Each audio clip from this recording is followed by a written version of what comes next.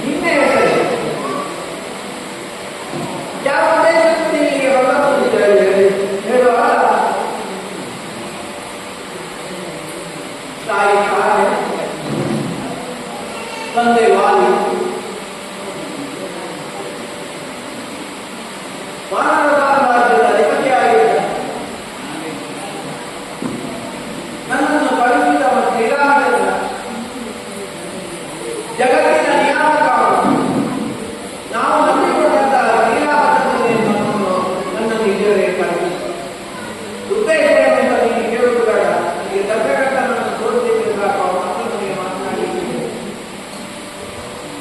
ಯಾರಿಲ್ಲದ ಸಮಯದಲ್ಲಿ ಆಶ್ರಮದಲ್ಲಿ ಇರತಕ್ಕಂಥ ಅವರೇ ಆದಂತಹ ಸ್ತ್ರೀಯನ್ನ ಅಪಹರಿಸಿ ಇವರು ಬಂದಿದ್ದಾರೆ ಅಂತ ಹೇಳಿ ನಾವು ಕೇಳಿ ಬಂದಿದ್ದೇವೆ.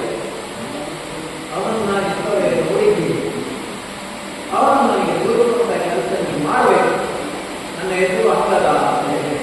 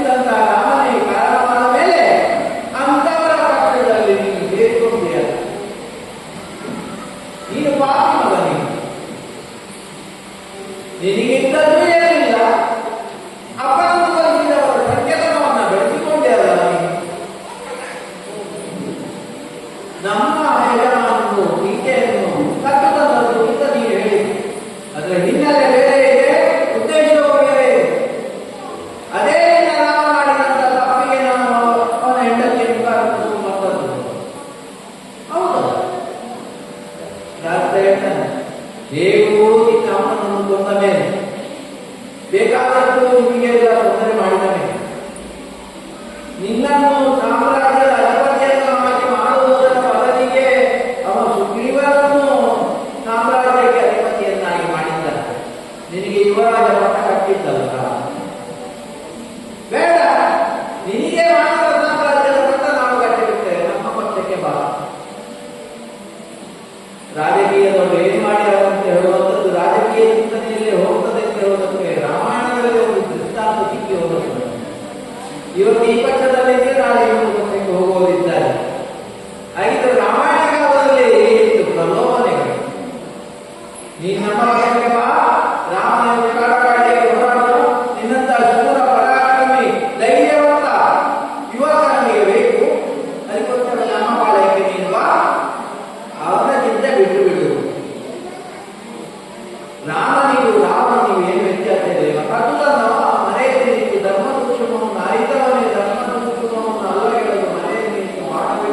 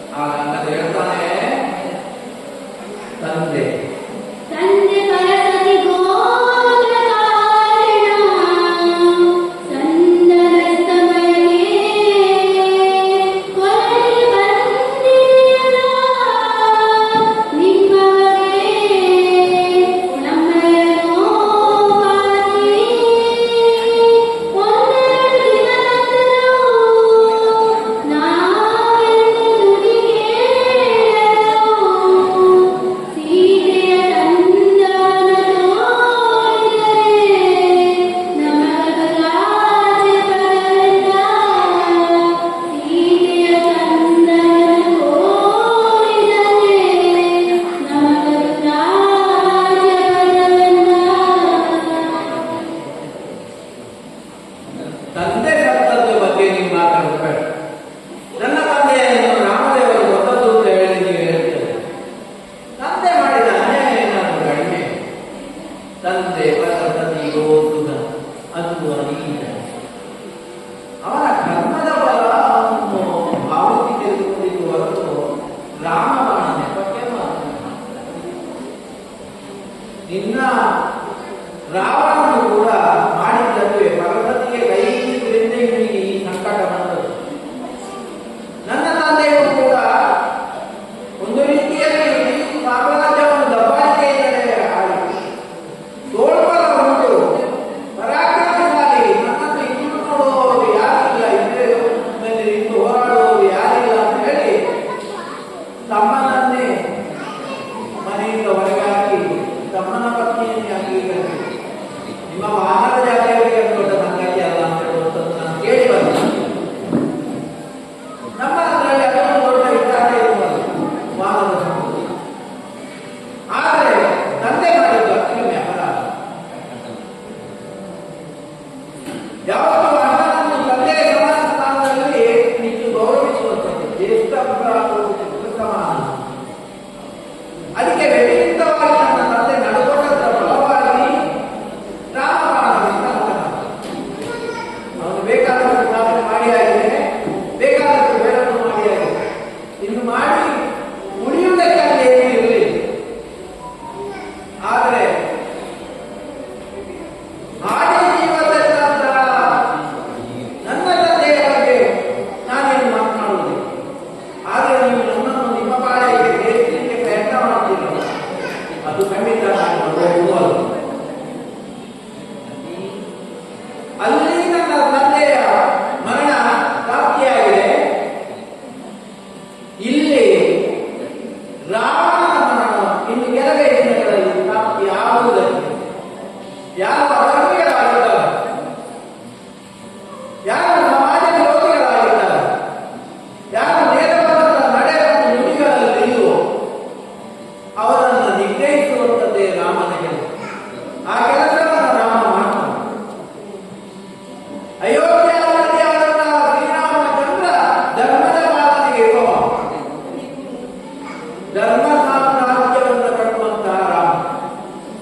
ಆದ್ದರಿಂದ ನನ್ನ ತಂದೆಗೆ ಏನು ಗತಿ ಬಂತೋ ಆ ಗತಿಯೇ ನಿಮ್ಮ ರಾವಣನಿಗೆ ಬರುವುದಕ್ಕೆ ಇದಕ್ಕೆ ನೀನು ಒಂದೆರಡು ದಿನ ಸಹಿಸಿಕೊಳ್ಳಿ.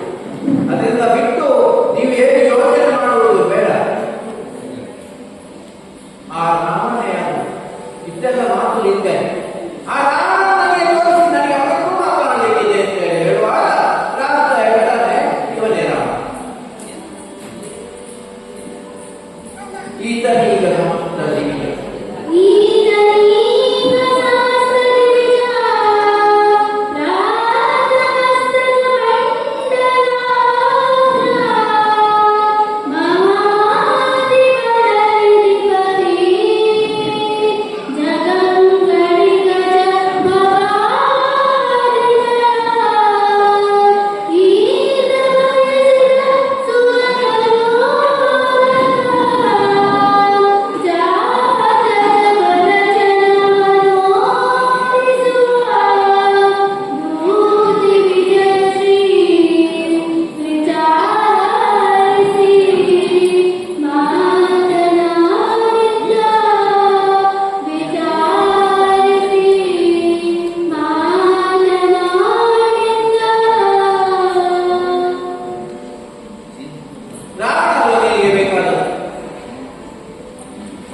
ಇವನೇ ರಾಮ.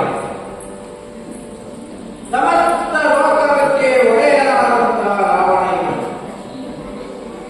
ಎಲ್ಲರೂ ರಾವಣನ ಏನು ಹೇಳಿದ್ರೆ ಗಡಗಡ ನಡುತ್ತಾರೆ. ಅಂತಹ ರಾವಣನಿಂದ ಎದುರುಗಳಿರುವವನು ಇವನೇ ಸಮಸ್ತ ದಿವಿಜ ಲೋಕಕ್ಕೆ ಒಡೆಯ. ದೇವತೆಗಳು ಇವನ ಜೊತೆಗೆ ಇದ್ದಾರೆ. ಮೂರು ಲೋಕಕ್ಕೂ ಒಡೆಯನೇ ಇವನು. ಅವನತ್ರ ಮಾತನಾಡುವಾಗ ನನ್ನತ್ರ ಮಾತಾಡಿದಾಗ ಎಲ್ಲ ಉದ್ಭೋಗ ಮಾತಾಡೋದು, ನಮ್ಮ ವಿಚಾರಿಸಿಕೊಂಡು ಮಾತಾಡುವಂತ ಹೇಳಿ ರಾಜ್ಯ ಅಂಗದನಿಗೆ ಹೇಳ್ತಾನೆ. ಇವನೇ ಹೇಳ್ತಾನೆ,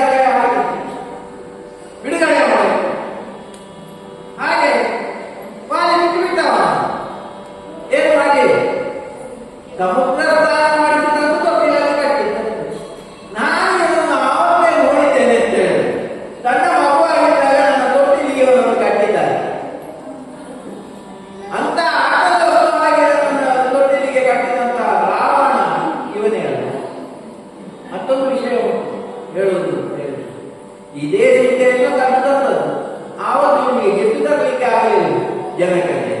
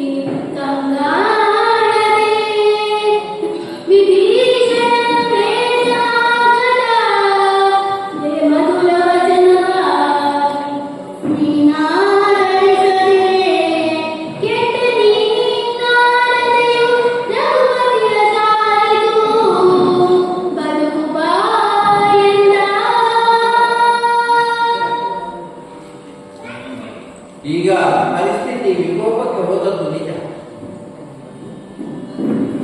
ರಾವಣ ಕದ್ದು ತಂದಿದ್ದಾನೆ, ನೀನೆಲ್ಲೋ ಕದ್ದು ತಂದವ. ಅದು ಕೂಡ ಯಾರು ಇಲ್ಲ ಪಟ್ಟಣ ಇರೋದು.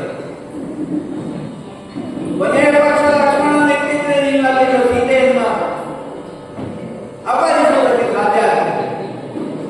ಯಾರೂ ಇಲ್ಲದ ಸಂದರ್ಭದಲ್ಲಿ ಕದ್ದು ತಂದವ ನೀನು.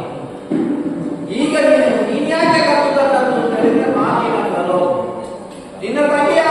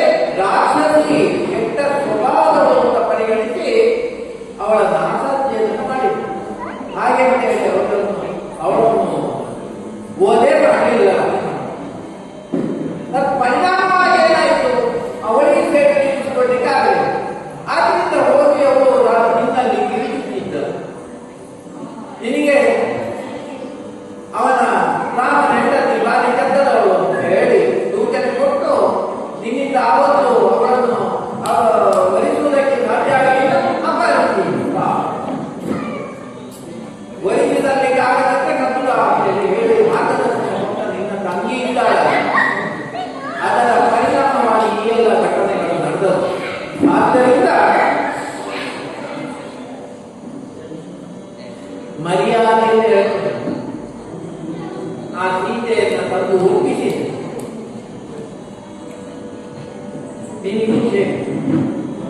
ನಿನ್ನ ತಮ್ಮನಾದಂತಹ ವಿಭೀಷಣನಿಗೆ ಈಗ ಅರ್ಥ ಆಗಿದೆ. ಅವನು ನಮ್ಮ ಬಾಳೆಯದಲ್ಲಿದ್ದಾನೆ.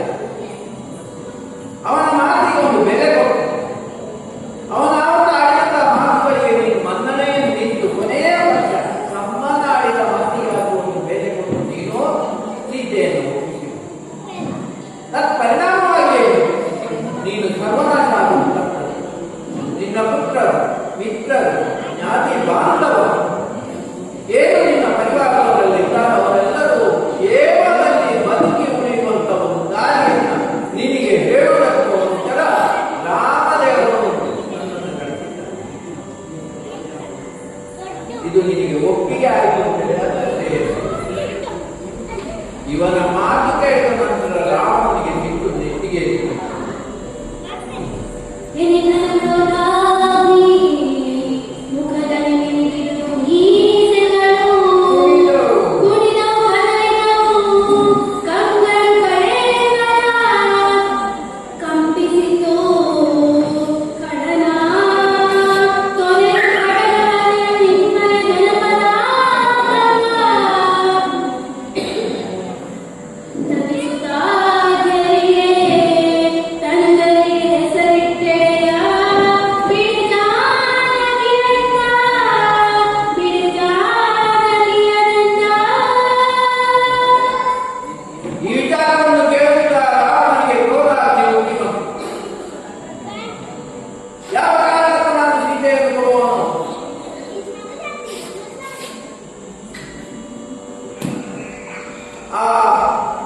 ಸಂಧಾನದ ಕಾರ್ಯ ಯಾವುದು ನಿಂತು ಹೋಗಿದೆ ಅದನ್ನು ಪುನರಾರಂಭಿಸುವ ಕೆಲಸ ಇದೆ.